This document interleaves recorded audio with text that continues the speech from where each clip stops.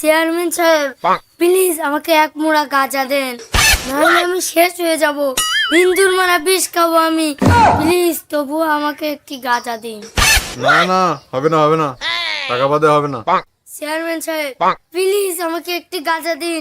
দেখেন আমার হাত মাত গুলো সব শুকিয়ে গেছে, আর আমার ওইটাও শুকিয়ে গেছে। সুকার কিসব বলিস এইসব? টাকা বাদে কোনো গেজা হবে না।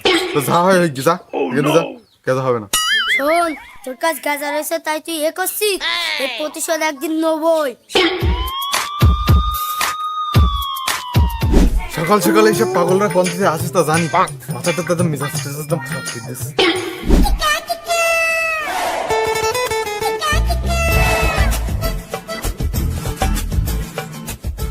আসসালামু আলাইকুম চেয়ারম্যান সাহেব, এই সাংবাদিক এলো আপনার সাথে একটু কথা বলবে। হ্যাঁ হ্যাঁ হ্যাঁ, সাংবাদিক কি জিজ্ঞেস করো? আমরা মদন টিভির পক্ষ থেকে আইছি। আপনি বাংলাদেশে এত বিখ্যাত গাঁজার ব্যবসায়ী হলেন কি করে, আমাদের সামনে একটু বলেন। শোনো, আমার পরিবারের সবাই গাঁজার ব্যবসায়ী ছিল, কিন্তু সবাই ছোটখাটো ব্যবসায়ী ছিল। কিন্তু আমি বাংলাদেশ ব্যাপী এই গাঁজার ব্যবসাটা বিস্তার করেছি। আমি ইন্ডিয়ার থেকে অল্প দামে গাঁজা আনি, আবার অনেক রিস্ক নিতে হয়, জীবনের রিস্ক। যদি আনতে যায় অনেক সময় ফায়ার করে, আমি তো এই রিস্কটা নিয়ে ইন্ডিয়া থেকে আনি। এই জন্য আমি অনেক অনেক মাল আনি, ট্রাকে আনি, আর এই জন্য সারা বাংলাদেশে সাপ্লাই দিই। এভাবে আমি বাংলাদেশের সবচেয়ে বড় গাঁজার ব্যবসায়ী হয়েছি। অনেক পরিশ্রম করেছি। তোমরা যদি না দেখতে তাহলে বিশ্বাস করতে না কত কষ্ট করি। তা চেয়ারম্যান সাহেব, আপনার ছেলেকে আপনি কি হিসেবে দেখতে চান, গাঁজার ব্যবসায়ী নাকি চাকরিজীবী? আমি চাই আমার ছেলে একজন গাঁজার ব্যবসায়ী হোক। কারণ শোনো, চাকরিতে কত টাকা পাবে? 20, 30, 60, 70, এর বেশি তো পাবে না। গাঁজার ব্যবসা করে আমি মাসে 22 লাখ টাকা ইনকাম করি। চেয়ারম্যান সাহেব, আজ থেকে আমার সাংবাদিকতা সব বাদ, আপনার অধীনে আমার একটা চাকরি দেন।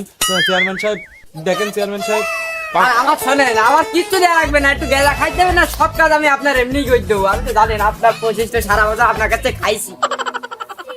আজকে আপনার বুকি বুক আপনার পাবে, সব মাল আমি ছেল দেবো বলছিলাম। আব্বা আব্বা আমাদের টিভি আসছে, খাবার পাঠাতাম শিগগিরই। ও, ঢাকাতে সেই 22 লাখ টাকা দামে টিপে আসছে না? তোরা দুইজন একটু তাহলে এনে দে, ওই বাজার থেকে এনে দে তোরা দুইজন।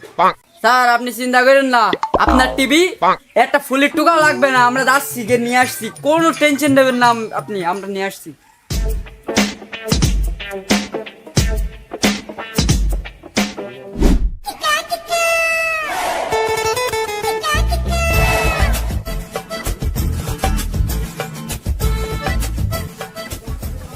লোকেশন তো মনে হচ্ছে আশেপাশেই আছে, বাঁশবাগানের দিক।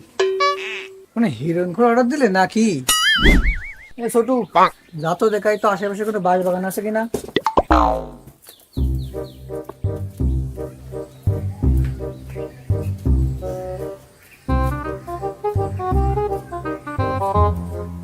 কি রে, কতক্ষণ হয়ে গেল, এখন আসছে না কেন? বস, ওই পাশে একটা বাঁশ বাগান আছে। আরে হিরোইন করে হবে মনে হয়, দেখাই তো।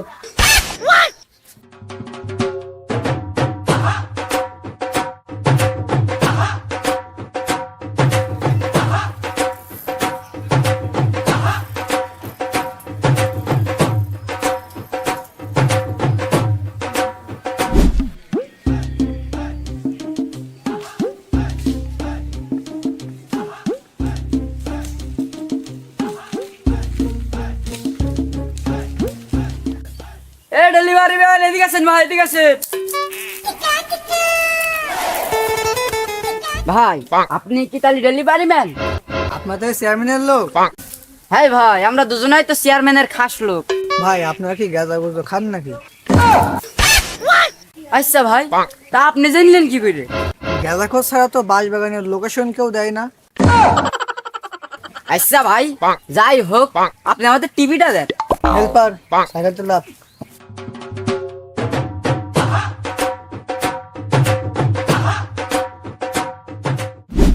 টিভিটা যদি আমি নিয়ে যাই তাহলে চেয়ারম্যান খাস লোক হতে পারবো, টিভিটা আমারই নিয়ে যেতে হবে।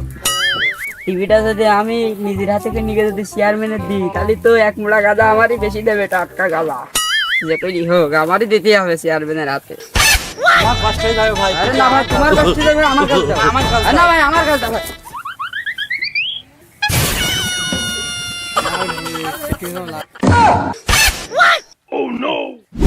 তুই ফেলেছিস, তোর দোষ। তুই ফেলাইছিস, তোর দোষ। তোর দোষ, তুই ফেলাইছিস।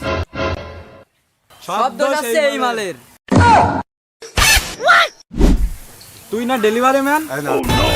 ভাই আমার ছেড়ে দে ভাই, আবার এই দুটো বাচ্চা আছে ভাই।